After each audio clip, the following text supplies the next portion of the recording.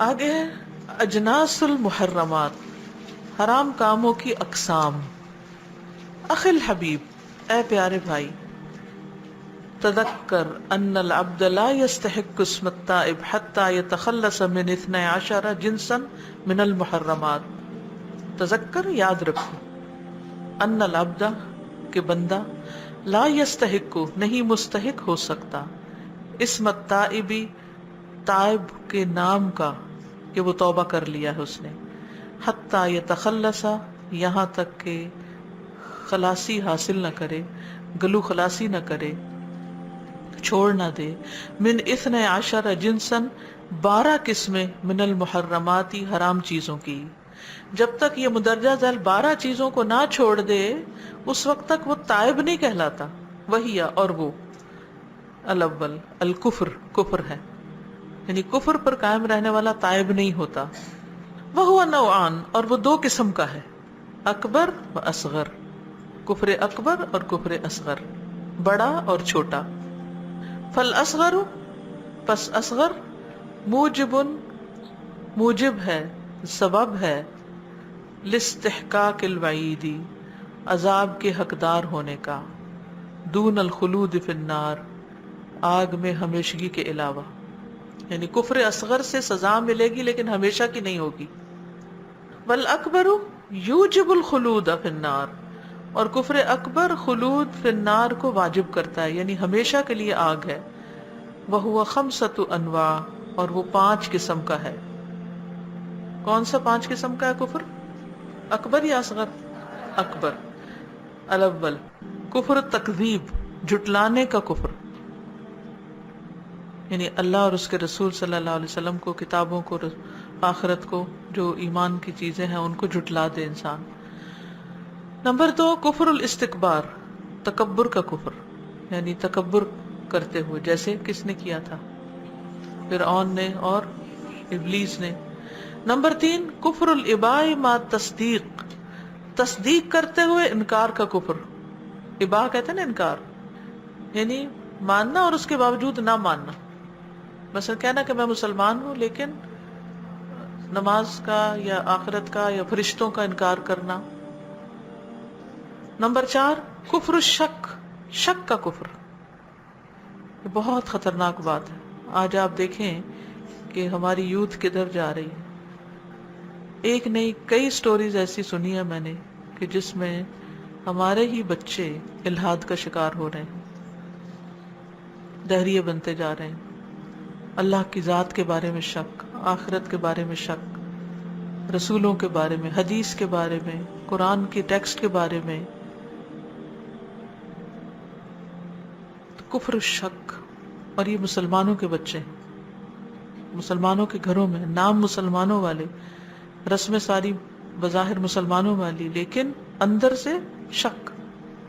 Number 5 کفر النفاق، منافقت کا شک، دل سے انکار اور زبان سے اقرار، صرف لوگوں کے ڈر سے، یعنی ایسے بچے بعض اوقات منافقت کا شکار بھی ہوتے ہیں، دادا دادی یا نانا کے سامنے ان کے ڈر سے یا کسی خاص ریلیجس پرسن کے سامنے اقرار کر لینا کہ ہاں ہم مانتے ہیں، لیکن حقیقت میں اندر سے کوئی ایمان نہیں، خالی ہے ایمان سے۔ نمبر 2 الشرک، اس کی بھی 2 قسمیں ہیں، وہو نوعان، 2 قسموں کا ہے، اصغر و اکبر، شرک اصغر چھوٹا شرک، و اکبر اور بڑا شرک۔ فالاکبر، پس بڑا شرک، لا یغفرہ اللہ، نہیں بخشے گا اس کو اللہ، الا بالتوبۃ منہ، مگر اس پر توبہ کرنے سے، وہو، اور وہ، ان یتخذ من دون اللہ ندا، وہ یہ ہے کہ اللہ کے سوا کسی کو ہمسر بنا لے، انسان اللہ کے سوا کسی اور کو شریک بنا لے۔ یسویہ باللہ، اسے برابر قرار دے اللہ کے، فی المحبت، محبت میں، والتعظیم، اور تعظیم میں، جیسے بزرگوں کی محبت اور تعظیم ایسی جیسے اللہ سے کی جاتی ہے، جیسے قرآن مجید میں آتا ہے نا، من الناس من يتخذ من دون اللہ اندادا یحبونہم کحب اللہ والذین آمنوا اشد حبا للہ، یہ اس میں آتا ہے، یہ شرک اصغر نہیں اکبر ہے۔ وَهُوَ يُوجِبُ الْخُرُوجَ مِنَ الْإِسْلَامِ، اور یہ واجب کرتا ہے اسلام سے خروج کو، والاصغر شرک اصغر مثل یسیر الریا تھوڑی سی ریاکاری دکھاوا، والتصنع اور تکلف، والتصنع للخلق اور مخلوق کے لیے بن بن کے دکھانا، یعنی وہ نہ ہونا جو نظر آنا، والحلف بغیر اللہ اور اللہ کے نام کے علاوہ کسی اور کی قسم کھانا، وصاحب ھذا النوع اور اس قسم کا کرنے والا مستحق للوعید وعید کا مستحق ہے، الا انہ مگر یہ کہ وہ لا یخرج بہ نہیں نکلتا اس کی وجہ سے عن دائرۃ الاسلام اسلام کے دائرے سے، وہ اسلام کے دائرے سے باہر نہیں نکلتا لیکن یہ وعید کا مستحق ہوتا ہے۔ نمبر 3 النفاق منافقت، وہو نوعان اور وہ دو قسم کی ہے، اصغر و اکبر، اصغر اور اکبر۔ فالاکبر تو بڑی منافقت یوجب الخلود فی النار واجب کرتی ہے ہمیشگی کو آگ میں، یعنی جس سے انسان ہمیشہ آگ میں ہوگا، فی درکہ الاسفل اس کے سب سے نچلے گڑھے میں، وہوا اور وہ ان یظہر للمسلمین ایمانہ باللہ کہ وہ ظاہر کرے مسلمانوں کے سامنے اپنے ایمان کو اللہ پر، و ملائکتی اور اس کے فرشتوں پر، و کتبہ اور اس کی کتابوں پر، و رسلہ اور اس کے رسولوں پر، والیوم الآخر اور یوم آخرت پر، وہو فی الباطن حالانکہ وہ باطن میں اندر سے منسلخ نکلنے والا ہے، من ذالک اس سے، کلہ سب کے سب سے، مکذب بہ ان سب کو جھٹلانے والا ہے، یعنی ایمانیات کو جھٹلانے والا ہے، اندر سے کوئی یقین نہیں، کسی چیز کو نہیں مانتا، صرف ظاہر میں لوگوں کے سامنے ان میں فٹ ہونے کے لیے کہ میں مسلمانوں کے گھر میں رہتا ہوں یا مسلمانوں کے معاشرے میں رہتا ہوں تو وہ اپنے اسلام کا اظہار کرے۔ والاصغر اور منافقت اصغر کیا ہے؟ فلا یکون صاحبہ مکذبا فی الباطن نہیں ہوتا اس کا کرنے والا باطن میں جھٹلانے والا، اندر سے اس کو ہوتا ہے ایمان وغیرہ۔ وصاحب ھذا النوع اور اس قسم کا کرنے والا متعرض للوعید وعید کا نشانہ بننے والا ہے، دون الخلود فی جہنم جہنم میں ہمیشگی کے علاوہ، جیسے جھوٹ بولنا، وعدہ خلافی کرنا، امانت میں خیانت، یہ کیا ہے؟ منافقت کی باتیں ہیں نا۔ نبی صلی اللہ علیہ وسلم نے ان کو کیا کہا؟ لیکن جھوٹ بولنے والا جہنم میں ہمیشہ نہیں رہے گا، ہاں اللہ پر جھوٹ باندھنے والا اور اللہ کا انکار کرنے والا اندر سے اور زبان سے کہنا کہ ہاں میں مانتا ہوں، وہ ہمیشہ جہنم میں رہے گا۔ نمبر 4 اور 5 الفسوق والعصیان نافرمانی، فسق اور گناہ کے کام، نافرمانی، فسق اور نافرمانی۔ نمبر 6 اور 7 الاثم والعدوان گناہ اور زیادتی کے کام۔ اثم ہوتا ہے وہ جو ذاتی زندگی کا گناہ ہوتا ہے، اپنی ذات میں ہوتا ہے، والعدوان اور دوسروں پر جیسے زیادتی، جیسے ظلم کرنا۔ نمبر 8 اور 9 الفحشاء والمنکر بے حیائی اور منکر برائی۔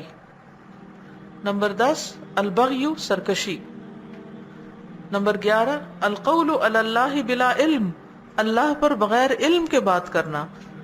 نمبر 12 اتباع غیر سبیل المؤمنین مومنوں کے راستے کے علاوہ کسی اور راستے پہ چلنا، کسی دوسرے راستے کی پیروی کرنا۔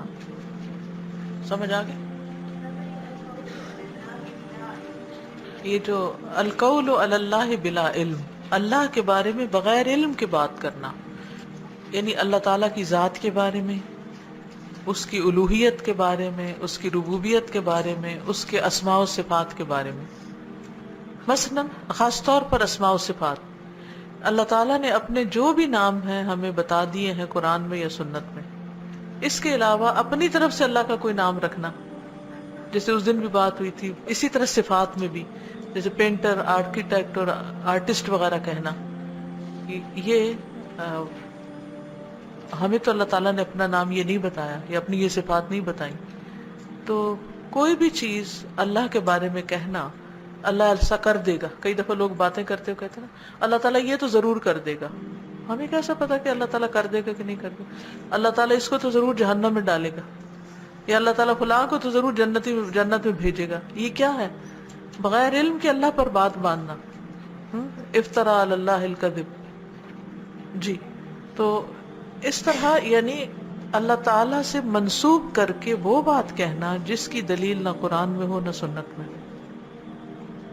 اللہ کے فیصلوں کو اپنے ہاتھ میں لے لینا. جیسے نبی صلی اللہ علیہ وسلم ایک صحابی کی عیادت کے لیے گئے تو آپ نے فرمایا ابشر، خوش ہو جاؤ. تو ماں نے سنا تو بڑی خوش ہوئی، کہنے لگی کہ خوش ہو جاؤ کیونکہ تمہیں جنت کی بشارت دی جا رہی. تو آپ صلی اللہ علیہ وسلم فرمایا یہ کون ہے اللہ پہ قسم ڈالنے والی، یعنی اس کو کیسے اختیار ہوا، یہ کس طرح اس نے جرأت کی کہ ایسی بات کرے. اس نے صحابی نے کہا کہ میری والدہ ہے. جی اللہ تعالیٰ ہی ہے جن سے ہمیں امید رکھنی چاہیے. جب ہم دعا کرتے ہیں کہ بس اللہ سے ہی مانگنا ہے وہ ہمیں دیں گے، تو ہمیں اس طرح مانگنا چاہیے کہ اللہ ہی دے گا ہمیں، اور ہم کسی سے امید نہیں رکھتے تو پکا ہو یہ تو کہ ٹھیک اللہ ہے، ہی دے گا. اللہ ہی دے گا، تو اللہ یہ ہی تو دیتا پھر ہے، غلط نہیں اللہ نا. ہی دینے والا، یہ سب ٹھیک ہے. اور لیکن ہمیں یہ اللہ سے کسی یہ کا عطیہ، نام لے کے تخصیص کر کے یہ کہنا کہ یہ جنت میں جائے گا اور یہ نہیں جائے گا، یہ ہم نہیں کر سکتے، اس کے یہ علاوہ ہمیں کہہ نہیں سکتے پتا، ہیں. لیکن امید ہم رکھ سکتے ہیں. السلام علیکم استاذہ. جیسے ہم کہتے ہیں کہ بچوں کو سمجھانے کے لیے کہ آپ دعا کرو گے تو اللہ تعالیٰ آپ کو یہ ضرور دے گا، تو یہ بھی صحیح ہے یا غلط؟ کسی خاص چیز کے لیے کہ یہ پینسل مانگو تو اللہ تعالیٰ تمہیں یہ پینسل دے دے گا، اس طرح کی بات نہیں کرنی چاہیے، لیکن جنرل سینس میں ہم کہہ سکتے ہیں کہ سب کچھ دینے والا اللہ ہے. جی آپ. السلام علیکم اساتذہ.